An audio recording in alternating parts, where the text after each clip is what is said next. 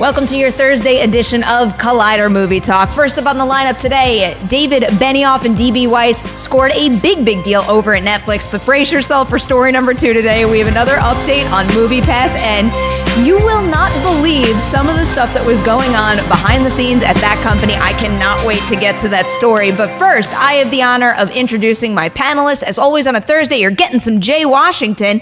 But then we've also got Jim Vejvoda making his Movie Talk debut. Thank you so for excited having me. about Thank this. you. I know it's been a long time coming. We've tried to do it a few times. Scheduling never worked out. So I hope I live up to the hype, to the promise of everything, and I feel that like I don't you disappoint. are guaranteed to live up to the hype just because you already have by wearing that t-shirt. Yes, I am wearing a John Wick shirt. It says, I love you like John Wick loves his dog. I feel like everybody needs to be wearing that shirt. t-shirt. I just, it's an instant conversation starter. My barista this morning commented on it. TSA guys have commented on it. It's perfect. I'm all for it. All right, guys, moving into story number 1 today. David Benioff and D.B. Weiss have found their new permanent home over at Netflix to the tune of a massive 9-figure overall deal.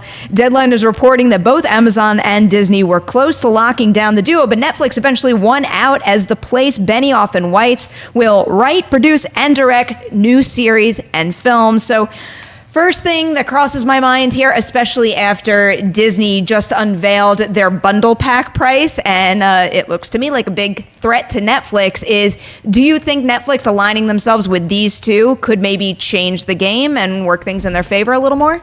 Possibly. They're definitely trying to catch up. And because once Disney Plus said $12.99, after they just hiked their rates up, that changed everything. To give Benioff and Weiss that deal, like I was talking about on Collider Live earlier, that means they gave them creative control. Because they're in the Disney universe. They're going to have to do certain things that they want them to do. They said when they were talking to the officials at Netflix, they bonded on so many different things. So they know that these officials will allow them to put their vision out what they want. And plus, Netflix just backed the truck up. 9-figure deal. They gave Shonda Rhimes that. They gave Kenya Barris that. Where are they getting all this money from when they say they operate at a loss? But it's going to be interesting to see because they have to be working on 3 Star Wars films. They're doing their own trilogy. So when does the deal kick in? You know what I'm saying? Like you're working on 3 Star Wars films and then you have an overall deal for 5 years for like $300 million, I think is the minimum we heard. So it's like, when do you start on those projects? But Netflix was like, yo, come here, because it benefits them. The creative control thing is actually interesting, and it's something that I wasn't thinking of before because it's not detailed whether or not they get that or they don't in any of these reports. But when you do think about it from a creative perspective, over at Disney, all we really talk about at Disney is franchises and remakes, whereas Netflix were always applauding their original properties. So it does make sense if they are already up to their eyeballs in Star Wars that they wouldn't necessarily want to stay at a company that would likely hand them more franchise opportunities. Well, yeah, and also let's say Netflix, they like their creativity and all that, but if they gave them another, say, Stranger Things level kind of franchise, I don't think they'd scoff at that. I mean, they gave Ryan Murphy a ton of money too. I mean, that seems to be like their game plan thing. I don't think it's going to do much damage to the Disney Plus kind of deal of it all, because your people are signing up for that for very specific content. And I think they're going to be fine. I just the bundle thing is interesting, but it's like, I already have Hulu. I don't really want, what happens to my existing account? I have a lot of questions. Oh, I have 1,000,001 questions. The thing that I keep thinking about, though, with that bundle is just how much you're actually getting for your money. And when it comes to Netflix, I've been a very satisfied customer ever since I joined up a whole while back at this point. But I think what they need to combat Disney Plus at this point is more must-see TV. They need even more Stranger Things, more things that say, like, you cannot live an entertainment pop culture lifestyle without being able to view this. I think they're trying to do it. It's just a matter of what catches on. And what, like you again, Stranger Things was something they put out. People didn't know what to expect until everybody just started binging it. So you have someone knew what to expect. Well, I mean, somebody at Netflix did. I mean Mirror was like specifically an someone in the acquisition, Collider family. I'll never forget. Clark Wolf, I think, visited the set, and when she got back, she said to me, "You watch out for Stranger Things," and we're all like, "Yeah, okay, like we'll hear you out," but who knows? What she predicted just took off above and beyond anyone's expectations. But you get what I'm saying? Like, you have to have those things that catch on, especially with these original properties. They did Bird Box. Nobody thought Bird Box. They were doing all these billboards, and the next thing you know, they talk about it was breaking numbers for streaming. You know, they did. What was the other one they just recently did? They did another movie like that was breaking. They've been breaking numbers. Oh yeah, wasn't it the Sandler one? The Adam Murder Mystery. Yeah, the Murder Mystery one. I mean, people forget too. Like, he was one of their first big deals. Yeah. Too, was a Making all movie those star. movies, yep. Like, you know.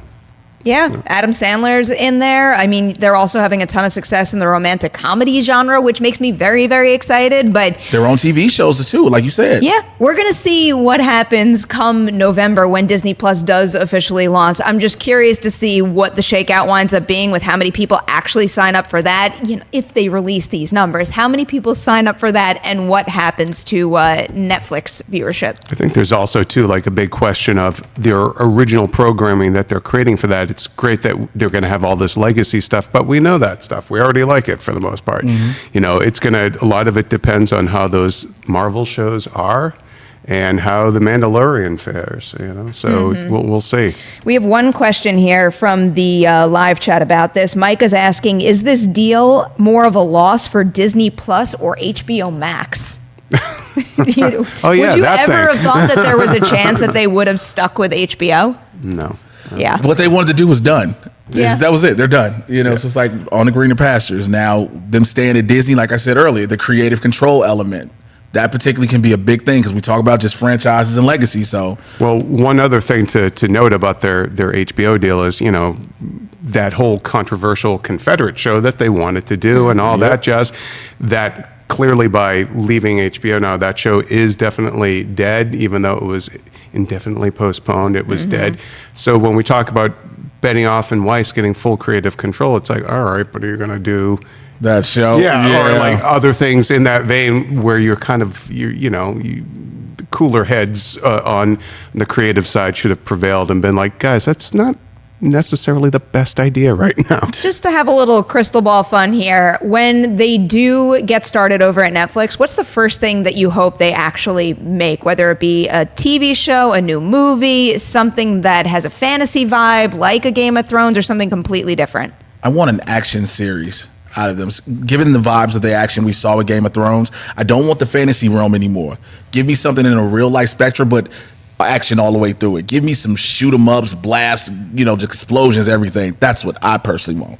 I wouldn't mind like a cerebral kind of science fiction show from them, or even like an anthology kind of thing. I mean, I'm not sure how much more life there is in Black Mirror, a show I love, but like, when that's gone and Stranger Things is gone, there's going to need to be that geeky must binge show that sort of hits all your geeky buttons, but also maybe has something larger to ponder. We'll see. That's kind of where my mind went. So I will be rooting for that right along with you. All right, guys, before we move on to our MoviePass story, as always, we've got some more shows coming your way on Collider Video, like Jedi Council. Check this out. Hello, how are you guys doing? I'm Christian Harloff. I'm the host of Collider Jedi Council. We talk about everything Star Wars, and if you want to catch our weekly show where we talk about the latest and greatest in Star Wars, it's movie news, it's canon, it's all of it. We take questions from you guys. How do you do it? Main channel, that's right here. Subscribe to this channel and you can listen, you can watch, you can do all of it. But if you want to just listen to it, you got the podcast feed too. Stitcher, Spotify, Apple Podcasts, whatever it is, you can listen to it in your car. Do all of it. It's Star Wars. Episode 9's coming out, and then after Episode 9, you got TV shows, so we're going to be your sports center for Star Wars. Do it. Come on. Be real. In addition to Jedi Council, I have to remind you again about our Brightburn fan art contest. If you have artistic abilities, or maybe if you don't, artists and art is in the eye of the beholder, isn't it? Go on over to Collider.com and check out the post that gives all the details, because what's going to happen is you send in your artwork, and then on an upcoming episode of Comic Book Shopping with Coy, the star of Brightburn, Jackson A. Dunn, is actually going to pick a winner right there on Comic Book Shopping. So make sure you enter ASAP. All the details on Collider.com. All right. Story number 2, guys. I have been eager to talk about this all day. A big read, so bear with me right here. Business Insider just unveiled a report on MoviePass that took 4 months of research.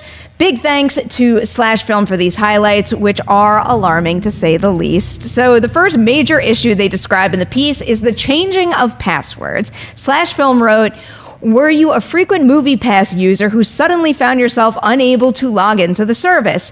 Mitch Lowe knew you were costing the company tons of money, but instead of figuring out some other way to offset costs or, doing some actual math before dropping the price to an unsustainable $9.99 per month in the first place, he targeted some heavy users and changed their passwords without their knowledge." Oh boy. On top of that, the company ran out of money in July of 2018 and had to borrow $5 million in cash to keep it afloat. This is what happened. The temporary loss of cash led Lowe to make Mission Impossible Fallout, among the most anticipated releases of the year, unavailable on MoviePass. He also ordered that half of subscribers be completely frozen out of the weekend of release. Former employees said complaints once again appeared online, leading MoviePass to send out a tweet saying it was working on a fix towards this technical issue.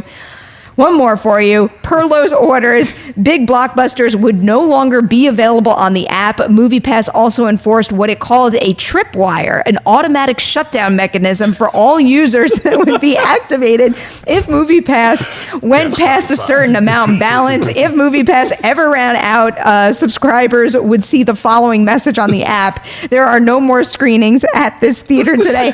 I've got no toss question for you guys. Your first reactions to this? Somebody going to jail. I'm sorry, but MoviePass is now that degenerate gambler that none of the sharks will loan money to. They're going to end up in the trunk of a car, I think, at this point. The fact it's still a thing, though. Yeah. It's still a thing. Yeah. It hasn't just said, you know what, look, we're going to cut our losses, we're done. Well, your losses too. Yeah. And just shut down. The fact that it keeps trying to figure out, hey, if we stay afloat doing this, if we borrow this amount of money, we keep charging subscribers this, we block out a certain amount, just end it. Just end it. I don't know why think anyone would want to work there now. Well, I don't know about anymore, but the way that Slash Film described their current situation is a compliance counsel at the U.S. Department of Justice told Business Insider that MoviePass's behavior is certainly unethical and could be illegal. So they're basically saying that even though technically the MoviePass company is still operational, their days are basically numbered. And I don't understand who would work over there. I don't understand at this point who would sign up anymore, because I don't fault anyone who signed up initially. You have a great deal out there, whether it's too good to be true or not. Yeah, go and take advantage of it. If they're dumb enough to do something like this, I hope a lot of people saw movies they might not have seen before because they had this opportunity. But wow, to set something up, because we were saying it all along, this is an unsustainable idea. Yeah. And sure enough, the inevitable happened. Mm-hmm. They are even more screwed than they ever have been before. Nuclear trigger thing is the thing that got me. When it was like, oh my God, they're like, just send out the flares, Hit the tripwire. Tell them there's no more movies left. Just the changing of passwords is like the dirtiest thing to me, because how many times have you guys needed to call up customer service or something because you just forgot any random password? And every single time my password is wrong on something when I type it in, I just assume it's my fault. I assume I did something wrong. So there's so many people that this maneuver totally got. This has me so worried about my credit cards right now. It's just so bad to hear that there are no more screenings. Just say, hey, my bad. Like, how do you go? Servers down, anything. Yeah, servers down. Like, just don't say it's a technical issue we're working on fixing. No, you're not. Well, one way or the other, the lies across the board are just awful. But bringing up credit cards, another bit of this piece was problems were happening earlier on than even later in the game when Mission Impossible was in theaters, because right when they changed the price, too many people signed up. More people than not only they at MoviePass could handle, but the company that they had hired to actually produce its credit cards. Because remember the outcry with people who signed up never got. Apparently that credit card maker company, whatever it's called, ran out of plastic in order to create the cards. Like, in this day and age, how does one run out of plastic? There's plastic everywhere. There's recycling. You can't really. You run out of plastic. I've got absolutely nothing on this. Who thought this was a great idea? First of all, at the beginning of well, I have a confession. I never had MoviePass, I didn't and I either. Neither totally did I. do not regret I never had it. signing up for that sucker scam. There I we go. tried to sign up for it, and when I tried, it kept giving me errors on the computer. So after the third time, I was like, First "This." sign. It was like, "This is a sign that I don't need to do this." But like, at what point look? It was $9.99 to see a movie a day. How does that sound like it's going to be feasible when the average price of a ticket on a regular screening is like $15, $16? Like, how does that work? It doesn't. Who thought like, yeah, we're going to make money? How? Well, I think they might have thought that initially the money would come from building up their subscriber base and then selling that to data companies. So I don't really know whatever happened with that initiative, but clearly it didn't pay off. Now that, the end is nigh for MoviePass and it's really probably going to go away very soon, do you think that this will have a ripple effect on the industry in any respect, or will MoviePass wind up being a blip on the radar in the end? MoviePass will be a fire festival. It'll be a documentary done about that, but I don't think I want that documentary. I want that documentary, but I don't think it'll be like every be other a subscription punchline. service that we have now are being straightforward with you. Yeah. Netflix told you, look, we raising up and the they prices. had money to start. And they had money to start. That was always a good step. Disney Plus is going to start out at $12.99, and they're going to eventually let you know if you want all these extras or whatever, you're going to have to pay more. You'll know about it. MoviePass was just like, let's not tell anybody anything and see how we can, circumnavigate. What if Disney Plus starts jacking prices up with each new Marvel phase? Oh, This is your Phase 4 price You plan. laugh You about want it a Phase little, 5. but I couldn't want to think. The Phase 5 pricing. This now- is my Clark Wolf-esque prediction. oh no, I don't like negative predictions like that, but we kind of don't know what I'm the a bottle half landscape empty is going to kinda guy be. here, Perri. With a great shirt, so you still get away with it. But who knows what's going to happen in like 5 years from now when it's not just Netflix, Hulu, Disney Plus, you name it, whatever bundle packages are out there, but it's subscription services for everything. Even someone in the chat right now is asking, Steve Calderon, should all MoviePass subscribers switch to something like AMC A-List? I suppose. Or- I don't know what their current. Well, their thing is 3 status. movies a week. So if you're not going to see more than 3 movies a week, then yeah, you can do that. But you were promised I can see a movie a day for the month. 3 movies a week. I mean, some people should be able to cut back. I think that $9.95 was for MoviePass's unlimited plan. Well, makes that is it why you even- failed. Which gonna makes be it a- even so many dumber. class action lawsuits now. The only way I can wrap my brain around the future of subscription models everywhere is just like I'm actually going to have to start to penny pinch in a sense, really figure out how much I'm spending and how much I'm watching. Otherwise, things have to go. Or you just have to get a nice group of friends, a nice network where you just have Netflix, I have Disney Plus, you have HBO Max, and we all rotate the passwords. So this way, interesting. everybody, we may pool in, but that's the best thing to do at this rate. Another fear I have is that the companies will wind up catching on to that sooner rather than later, Yeah. and eventually they're going to figure out some Tracked sort of by mechanism IP to or stop something. Well, that from Netflix has happening. kind of slowed that down. Like you can only have it on a certain amount, as well as the WWE Network. If you put it on more than 3 devices, it will stop it altogether. So they'll catch on, but I think that's going to be people's best bet for the time being. With all these services, you're just going to have to share with your buddies. Look, I've been on an HBO Go and HBO Now password from a friend for 8 months. Bless your heart. I would also say, like, when you go to fan conventions like Comic-Con and stuff, a lot of these kind of services will give you a card for like a year subscription. Like Epix did that, and then the DC Universe stuff. So if you want to just try something for basically free or reduced price for a while and see if you like it, you can try that, and then just keep going back to conventions and getting those cards. And maybe you never have to pay. I don't know. God. Oh, yeah. I don't know about that. I'm bringing all the bad advice today in this episode. It looks so It's amazing. just, I don't know, because on the one hand, yes, I don't want to keep giving all of my money to all of these services, but it's also people creating art, and I know. sometimes when I use somebody else's password, I mean, it's a step away from piracy, in a sense. Is it? I don't know. You're not, 'cause no, you've got something legally. You literally have it legally. You're just sharing off someone else's account. It's not like you found a backdoor way into the whole service. It just feels like eventually we're gonna hit that point, or at least if I kept going back to the same convention and kept using cards, and especially, but they're giving that to you for free. Giving But it it's away. more in my head. And this is just me being a sucker. If I am enjoying your product, I want to be able to support it the way it needs to be supported in order for it to continue. No, I understand that. I get you still, but it's going to continue. Again, Netflix jumped up out of nowhere. And when they jumped up, it wasn't a small $1, $2. They jumped up $5, $6. So, and if they willing to do that now, they'll go up again. So guess what? If I got to pay about almost $25 total pretty soon for Netflix, I'm paying it with 3 other people. And guess what? I'm going to make sure I looked at my queue and like, what were you watching? What was I watching? What were you watching? And we all happy together. Yeah. Y'all playing. All right. And just to wrap this up on a little bit of a positive note, I know the whole situation with MoviePass is a bummer, and we're constantly stressing about where we're going to watch something and how many services we're going to get.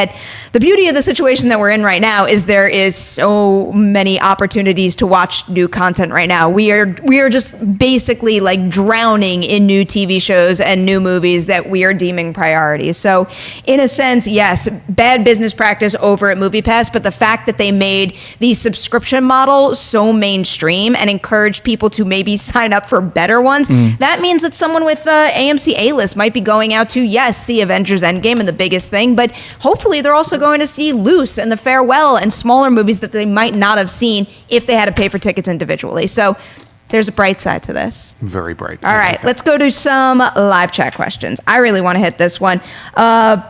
Paolo Lazaro is asking, regarding Honey Boy, thoughts on the chances it has for Oscars. Have either of you seen Honey Boy? I saw the trailer. I didn't see the movie. I wasn't at Sundance. So I saw it at Sundance, and it was one of my favorites at Sundance. And I don't necessarily think it's going to make enough noise to push it through to Oscar season, but if you have the opportunity to check it out, I highly recommend it. Did the trailer work for you guys? I haven't said, like I said, I didn't even know what film it was just until this moment. Shia LaBeouf. Yeah. And he's great. He's great in it. He basically wrote it, and it's a basically an autobiographical tale. And Lucas Hedges plays like the version of him, and the trailer opens Noah with Jupe.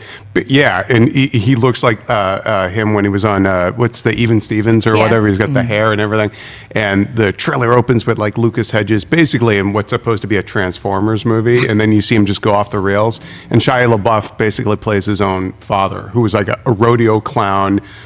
Felon or something like that. So yeah, it actually looks surprisingly good. Like and I think Perri, Collider, maybe even you are quoted in the trailer. There's somebody I knew was in Probably that not trailer. me because I didn't do the written review for that. Oh, okay. I don't know. I have to go watch the trailer. I There thought you I didn't go. have to because I saw the movie, but I'm curious now. We have a very amusing question to end on right now from good old Luis E. de la Pena, who's asking, this is for fun, which streaming service would you marry, date, and kill? I'm so happy you didn't use the F word. You are petty for this one, Lewis. The pressure is on. You gotta give the right answers right now. Okay, do I want to Marry and date. have the hashtag Marvel Shield come out if I say this? Because everyone's like, Marvel fan. Oh no, what are No. you gonna? I think I know what you're going for. I was thinking about it, but no, I have to think about it as a whole. Marry Netflix, date Disney Plus, kill Warner Max, and I'm sorry because I'm past my HBO Cinemax, all that. I can move on from that. I like the original stuff that I get with Netflix. Disney Plus, they just have my heart right now. It's crazy that we have to bundle them all together. It's like, can we even go for individual ones now? Nope. I would probably marry Netflix just because we've been together a long time, and like the hot new thing is we're hitting that 7-year itch, and it's like here comes Disney Plus with those just great proportions. And I'm like, but I don't know where that's going to go, and I don't want to lose my house. And so I would probably date them, and I would kill something menial like Crackle. Are they even still around? That's a I don't good know why I one. put HBO Max. I don't know if Crackle's still. Because I was like, maybe Hulu, just because if Disney owns them, I don't want to date the two sisters. I just want to date one of them. That's all I'm saying. It's a very weird metaphor, but I went there. I forgot Crackle is a service. Kill Pluto. Pluto TV. I don't need that in my life. I think I have to agree with you guys on the marry and date thing. It just seems like Netflix is the more reliable thing that I'm more familiar with right now, and Disney Plus is a little bit of a risk until I see something over there that I Every really Friday do love. brings you flowers. You're like, what's this new thing? I don't know. Disney, it's going to be like, different colored lingerie, but the same brand. I don't know. so mad. This is really It's There's dark. a sign that says "Watch your language, keep it clean for kids," and I feel like I'm walking right up to the We've edge of talked that. around it pretty well. This is Yeah. okay. I mean, So I this mad. The apologize, kill is Jonah. gonna be like somebody will kill Amazon Prime, like eventually, because the only thing like that was the top on my kill list right now. I was like, I like the boys too much right now. Yeah. Then, Every that's now and then true. they come up with that one thing that like saves. Well, you I know. really like The Boys right now, but the thing that's making me hesitant to kill Amazon is Marvelous Miss Maisel.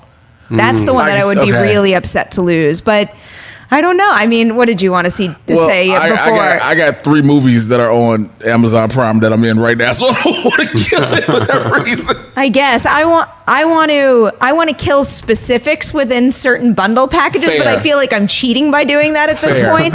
I don't know where it would fit in the equation, but I want to give Shudder a shout out too, because I couldn't bear. I would never dare kill Shudder. Yeah, it's I so love it so horrible, much, yeah. but I also don't want to marry or date it necessarily. So Yeah. I don't know what You just want category to be it falls polyamorous in. with. You want to be polyamorous with Shudder. I think this like is you the one situation where maybe that'll be okay for me. You know, what I'm saying? Like this polyamorous with Shudder. Like we're gonna see other people, but we come back together and do our thing. I got you. All right. Mostly love for the streaming services right now across the board. So that's where we're ending this episode of Movie Talk.